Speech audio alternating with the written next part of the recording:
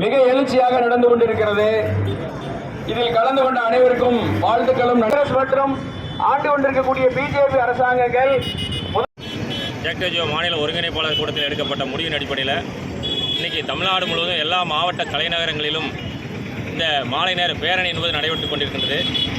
இந்த பேரணி பிரதான காரணம் என்பது ஜெக்டோஜியோ சார்பாக முன்வைத்துள்ள 10 அம்ச கோரிக்கைகளை வலியுறுத்தி தமிழக அரசாங்கம் தானே ஆட்சிக்கு வந்த ஒரு அமல்படுத்தாத வாக்குறுதி கொடுத்தும் கூட இந்த ஆட்சிக்கு வந்து 4 ஆண்டு காலம் முடிந்து கடைசியான இறுதி பட்ஜெட் கூட்டத்தரை காலத்திலும் கூட இன்றைக்கு வரைக்கும் எங்களது கோரிக்கை நிறைவேற்றாமல் நிலையில் இருக்கின்றது.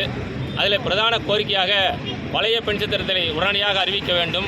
அதேபோல் சரண்டரை 1/4/2026 என்று அறிவித்ததை உடனடியாக மாற்றி 1/4/2025 முதல் அந்த சரண்டர் தொகையை அறிவிக்க வேண்டும்.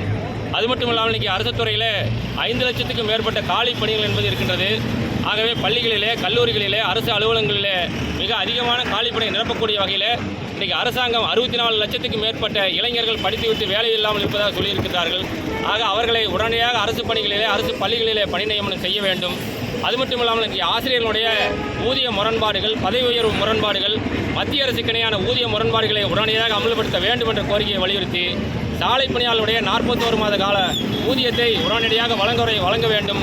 அவருடைய பணி நீக்க காலத்தை வரமுறைப்படுத்த வேண்டும் உள்ளிட்ட கோரிக்கைகளை வலியுறுத்தி இந்த பேரணி நடைபெற்றுக் கொண்டிருக்கிறது. இந்த அரசாங்கம் தொடர்ந்து பரிசீலிப்பதாக எங்களது கோரிக்கைகளை தாமதப்படுத்தி வருவது என்பது இன்றைக்கு அரசு ஊழியர் ஆசிரியர் மத்தியிலே மிகுந்த கோபத்தை ஏற்படுத்தியுள்ளது.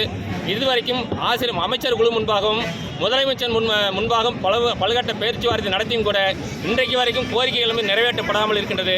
ஆகவே தமிழக அரசாங்கம் உடனடியாக எங்கள் ஜெக்டோஜியோ கோரிக்கைகளை மாநில நிர்வாகிகளை அழைத்து பேசி எங்களை வாழ்வாதாரமான 10 அம்ச கோரிக்கைகள் நிறைவேற்ற வேண்டும். இல்லை என்றால் ஜெக்டோஜியோ மாநில ஒருங்கிணைப்பாளர் கூட்டம் என்பது வரக்கூடிய மே மாதம் 30ஆம் தேதி கூடி ஒரு தீவிரமான காலவரையற்ற வேலைத்தை நோக்கி செல்லும் என்பதை இதன் மூலியமாக இந்த அரசாங்கத்திற்கு நாங்கள் தெரிவித்துக் கொள்கிறோம்.